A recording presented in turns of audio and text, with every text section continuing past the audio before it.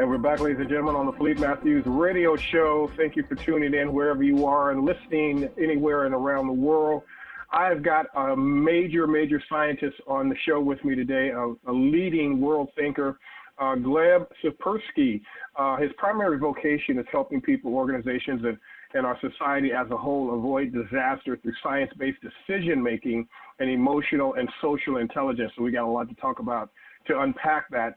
His expertise comes from being a scholar specializing in wise decision-making, emotional and social intelligence, goal achievement, meaning and purpose, mental health and emotional well-being, altruism, and he's also a professor at Ohio State.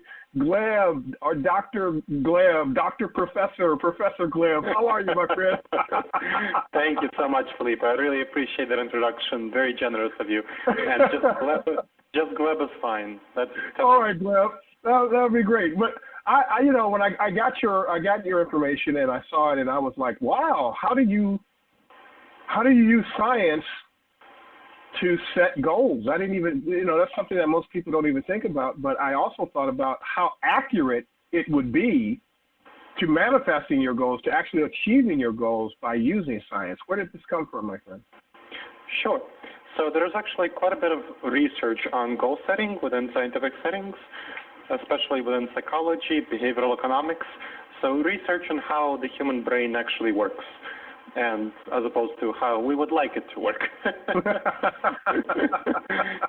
We'd like to think that just by imagining that a thing that we can actually achieve the thing.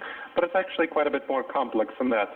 We have to understand what our goals and motivations are. We have to understand what we care about, and how to manage our own thoughts, feelings, and behaviors. Because the only thing in life we can really control, is our thoughts, feelings, and behaviors. We can't control the outside world. We can't control other people. We can't control the environment. We can only control how we respond to these things. Sure. So it's all at the heart is knowing our minds, knowing who we are, our thoughts, feelings, and emotions and behaviors, and how to change them to achieve our goals.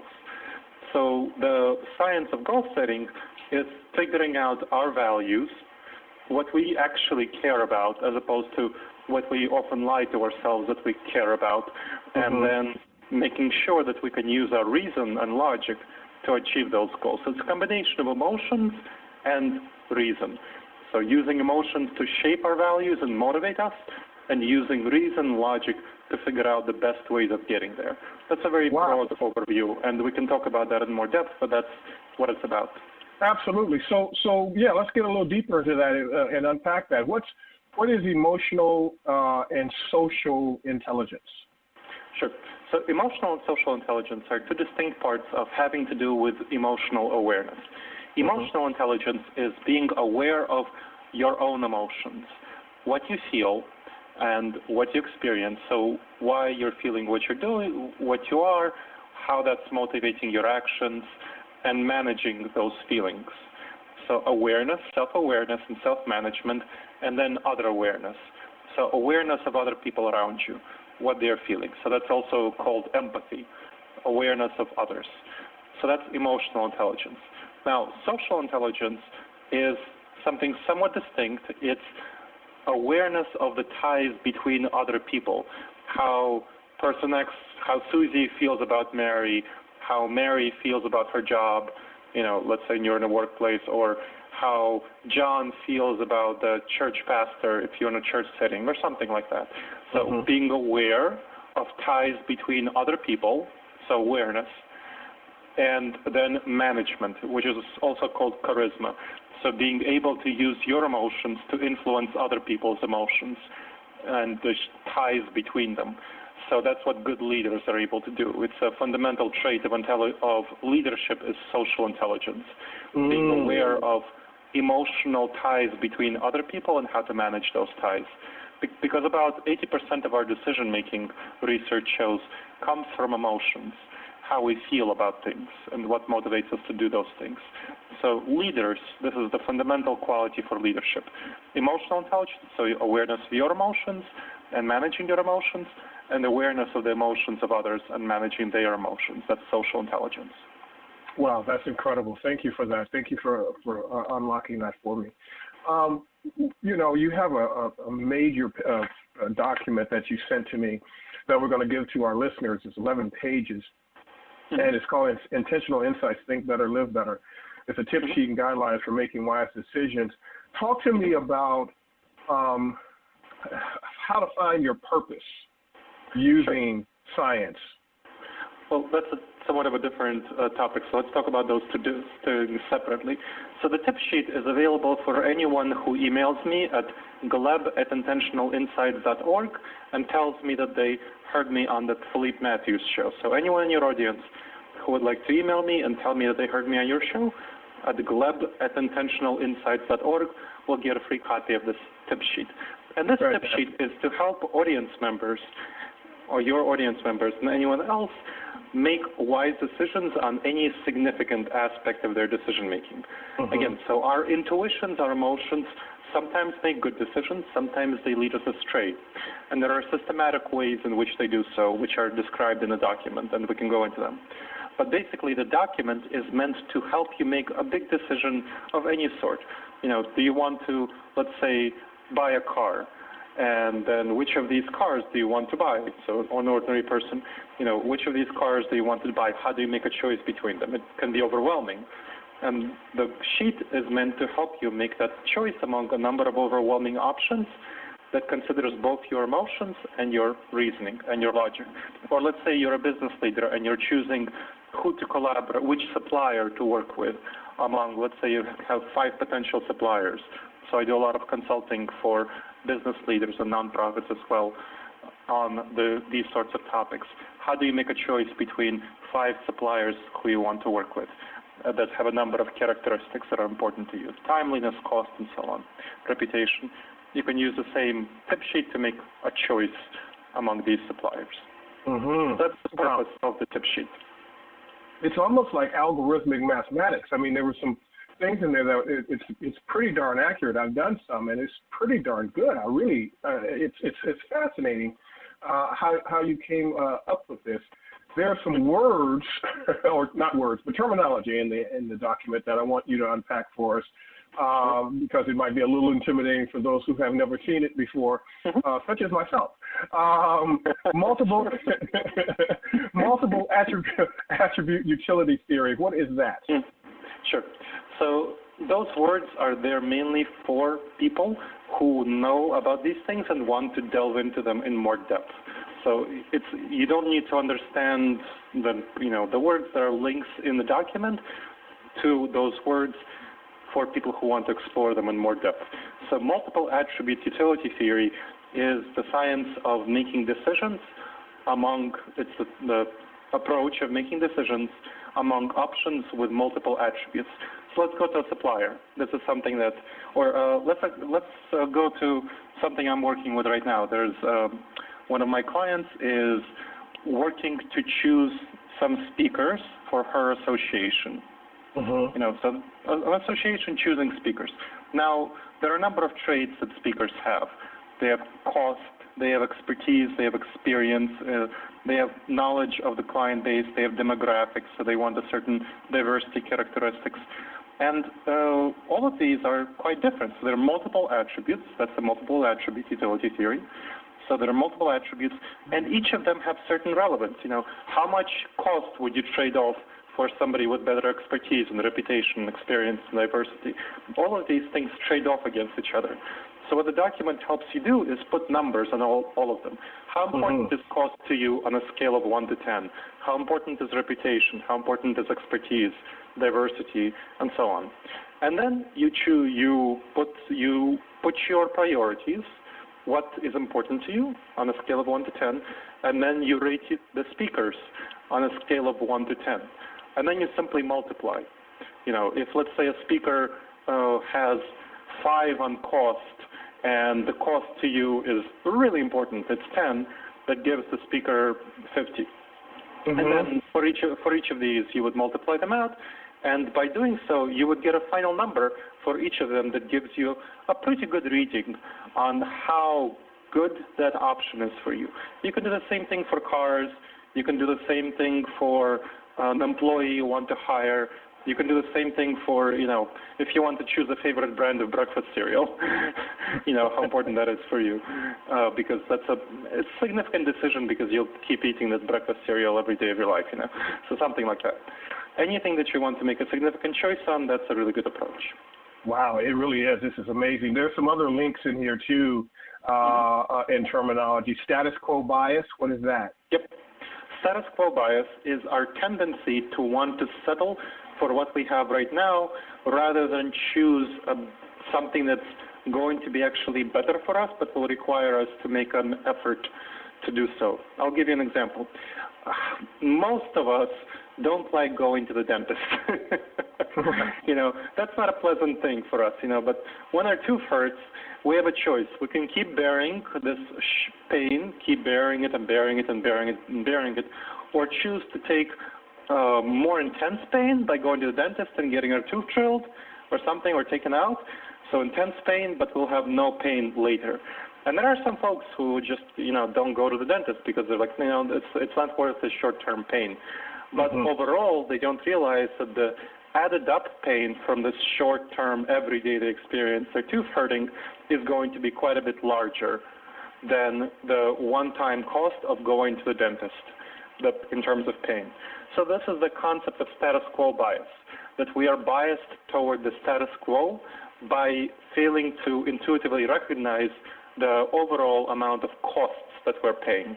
And that's something that causes us to get stuck in ruts, stay in a job that's not a good fit for us, in a relationship that's not a good fit for us, and so on, because of the efforts of leaving the relationship, finding a new job, and, same thing in so many ways. This is amazing. There's actually quite a few biases that you outline in this work. Confirmation bias, what is that? Attentional bias, overconfidence bias, optimism bias, pessimism bias. Can you unpack those just a little bit? Of course. So let's go one by one. You said, what was the first one you said? The first one was confirmation bias. Confirmation bias, right. So confirmation bias is a bias where we tend to, for people who have strong beliefs about a topic, they tend to let those beliefs cloud their experiences. For example, let's talk about the business world. If someone in the business world has a strong attachment to a certain project, let's say they launched this project and they really think it's a great project and they're proud of their project, but it's really not getting them the money that they wanted. Now, if other people from an outside perspective can be like, hey, why are you keeping investing, good money after bad? Why are you keeping throwing money after the project? That's not a good thing for you anymore. But that person is still really attached to the project. They're like, well, it's my baby. I built it. I created it. How can I not keep doing it? Well, that's how many people go bankrupt, because they keep, throwing money, good money after bad, into a project that's not worthwhile. The same thing in a relationship. If people keep believing that this person is good for them and they don't see the signs, the evidence of that person being harmful for them. And confirmation bias often works in politics as well. So when strong political ideologues on the left or the right would tend to deny when their favorite political figures are misbehaving or lying or deceiving or doing something bad, improper. There were many people who, when Hillary Clinton said that, landed in Bosnia under sniper fire, who were denying that this actually happened. Or when Trump right now is tweeting about him being wiretapped by the Obama administration without any evidence, and the FBI is coming out and saying, no, this didn't happen. There are people who are denying that Trump is saying things that have no evidence in basis in them. So this is what confirmation bias is like. So what is attentional bias? Attentional bias, great question. So attentional bias is a bias where in events that happened in the past tend to strongly weigh our current perceptions. One famous example is plane flights. So people are much more afraid of flying in airplanes than they are of driving in cars.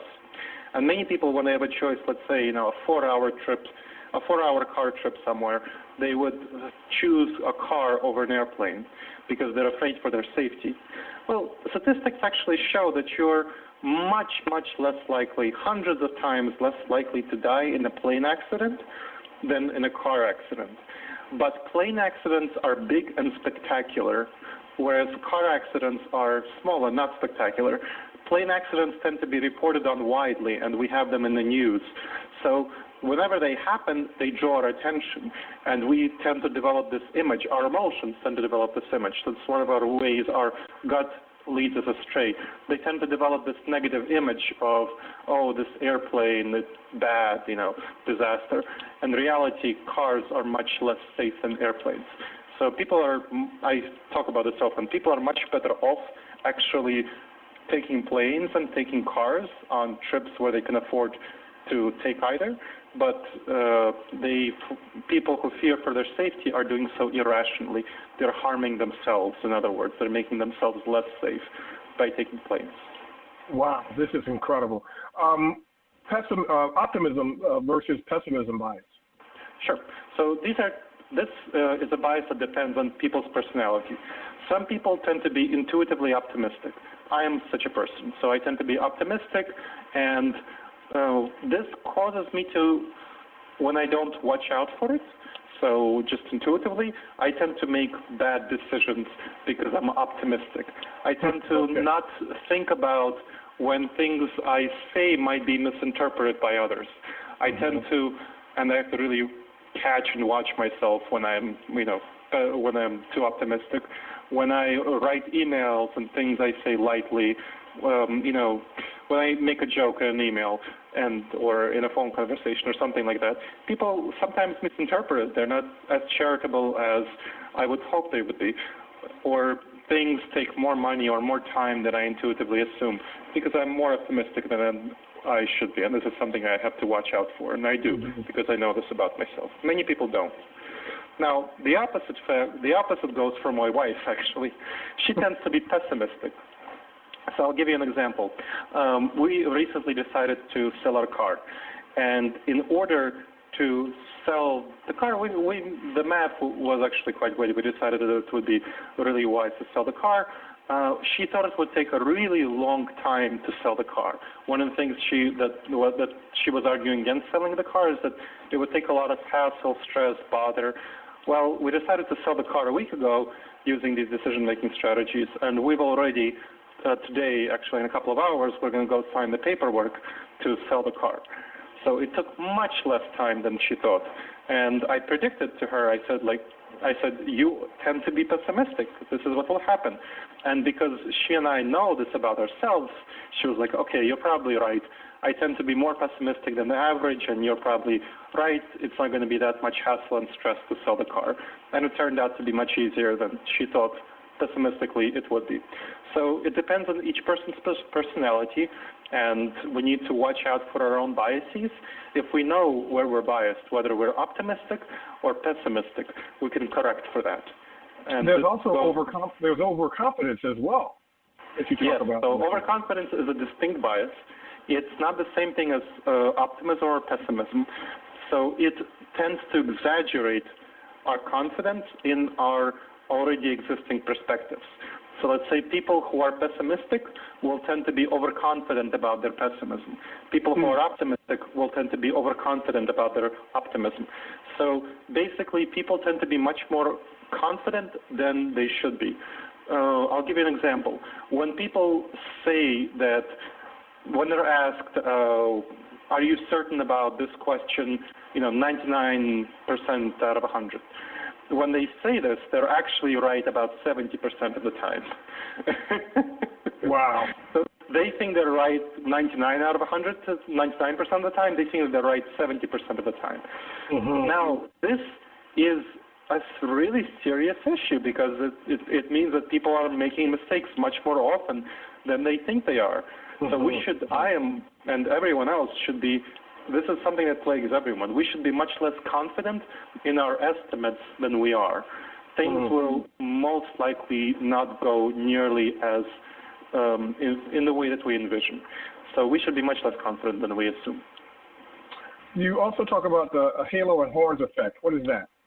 Yeah, so that's one of the fascinating biases where we tend to associate positive or negative emotions with someone because of a single aspect of their personality and then spread it to all of their personality.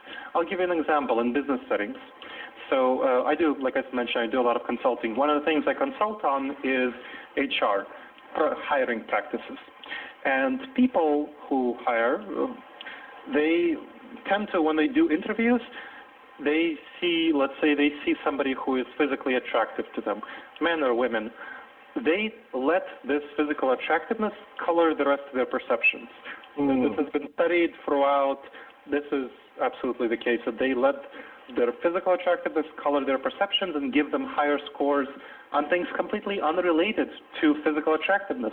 Let's say aptitude at communication or ability to do database programming or something like that. They get higher scores without any reason for it. And people who are not considered physically attractive, let's say in our society obesity is considered not physically attractive, people who are obese will tend to get lesser scores on other things despite the lack of any reason for it. The same thing for people who are tall and short. I'm sorry for you short people. I'm tall myself. But, short people will get lesser scores than tall people without any justification for it. So I'm happy to be 6'1", I'm happy about that. I mean, I get undue and unfair advantage. I don't mind taking, I would prefer that it wasn't the case in our society, but I don't mind taking advantage of the advantage I do get. So I'm 6'3", so we're in the same. We have the same bias. We have the same. Well, there you go. You have a bit more of an advantage than I do. Just by 2 inches. It's not much. It actually matters. There are, every inch actually. There's been research showing that an inch in height is correlated with a certain increased income. So it actually does matter. Yes. I definitely got to sign that paper. I definitely have to read that. Now, you talk about making your choice and sticking with it and checking your gut. And you talk about the power of pre-commitment after you have done all of the work. Talk to us about that, because a lot of people have a difficult time getting past go, even if they have a green light. And they've done this work, but they don't have that pre-commitment. Talk to us about the importance of that. Sure. So pre-commitment is a really interesting strategy, and I'll give you an interesting study that was done. There was a study that was done where study participants were given, they were allowed to choose 2 photographs of themselves, like really professionally made photographs, and they were given the option of portraits. 2 portraits done themselves in different styles. And one group was allowed to choose either of the portraits at the moment they were finished. And another group was allowed to wait and pick among those 2 portraits for 2 days and have both portraits in their apartment. Well, the group that chose the portraits immediately was quite a bit happier with their choice than the group that had the portraits in their apartment for 2 days and was able to compare and study every aspect of them. That seems very counterintuitive. Why would you be less happy with your choice if you have more time to make the choice and kind of stick with it? Well, it turned out that these emotions, these negative emotions associated with making the choice, swaying between one choice and the other, caused people a great deal of stress and unhappiness. That's one aspect of the research. Another aspect of research shows that when we have more than one option, we are much less likely to be motivated to pursue one of the options. So many people might have heard the famous story of a general who, when his army crossed the river, ordered the boats burned behind him. And so the army was much more motivated to fight after the boats were burned because they had no option of retreat.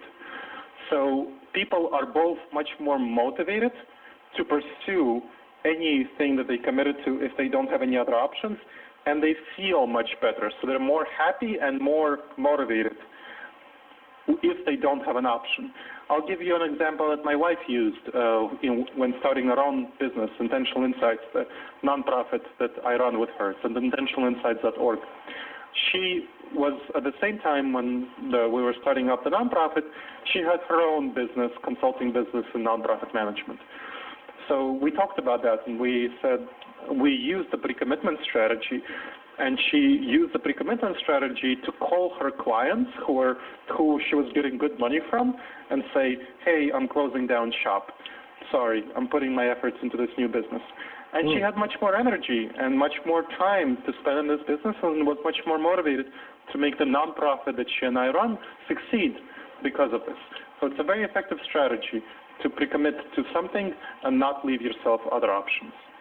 Wow, that is, I remember hearing this from like various different entertainers over the years when they would do interviews on shows. I remember Eddie Murphy said he never went to get a job or anything because if he did, he would have something to fall back on. And I thought that was fascinating when he said that. I remember Arnold Schwarzenegger when he was bodybuilding. He said that he never let anything distract him when he was going into contest mode. His father had passed away, and someone called and said, "You got to come home," and he says, "I can't because I've got to win the Olympia." and some people would argue with that, but when we talk about pre-commitment, it's really relative to the individual. There's not really a right or wrong answer. It's just the mindset of breaking through those fears and those barriers and leaving yourself no other option, I think, is absolutely fascinating. Yeah, absolutely. Absolutely. Yeah. And that's just how our mind works. That's what the research shows is effective for our minds. So any listeners on the show who are thinking about making a major choice, it would be really good for them to not leave themselves back out. If they're sure the choice is good, don't leave yourself options. Just stick with it. Yeah, this is good because is this what we talk about when we say we need a calculated risk? I mean, how much more calculated can it be? Yes, exactly. But once you make the risk, you need to stick with it. Once you take it, you got to see it through. Stick with it. Yep, exactly. Fantastic. Wow. And you know what? This model of science-based goal setting, I can see this working in every aspect of one's life. It is. This is what most people think it's only business or, nonprofits or, Fortune 500 companies would think this way, or even entrepreneurs, which is also another market. But this is something that, you can use to help raise your children. Absolutely. This is meant for all aspects of life. Raising children, what babysitter do you want to choose among, 5 babysitters or something like that? It's for all aspects of life. It's not only for business, and unfortunately, it's been applied mostly to business because that's the people who have the money to pay for this research. What I'm trying to do is, through Intentional Insights, the nonprofit I run, is to popularize this research for a broad audience. This is why I created this tip sheet. This is why I'm offering it for free to anyone who emails me at gleb@intentionalinsights.org and tells me that they heard me on the Philippe Matthews show. Wow. I appreciate you, Gleb. And yep, you're coming back on and you're going to be on the live video show. This was I would love to do absolutely amazing. Oh, my goodness. This is incredible. And yeah, we'll go even deeper and have an even larger audience. But this is absolutely fantastic. In closing, I know how people can get the tip sheet. What's your web address and how can and social media? Sure. So for my web address, for people who are interested in contacting me personally for consulting, coaching, they can go to glebtsipursky.com. So my name, glebtsipursky.com. You can also just Google it, Gleb Tsipursky. For people who are interested in content about decision-making, they can simply go to intentionalinsights.org. That's intentionalinsights.org. We have videos, articles, memes, podcasts, and so on about all of these topics. So intentionalinsights.org for folks who are interested in it. And for the tip sheet, again, email me at gleb@intentionalinsights.org. Fantastic. Gleb, thank you so much for being with me today on the show. You're an incredible mind, incredible genius. Just absolutely love you. You're great. Thank you so much, Philippe. It was a pleasure. All right, my friend. You take care. We'll see you guys, or should I say we'll hear you guys next time on the Philippe Matthews Show radio show. Take care, everybody. Take care. Bye-bye.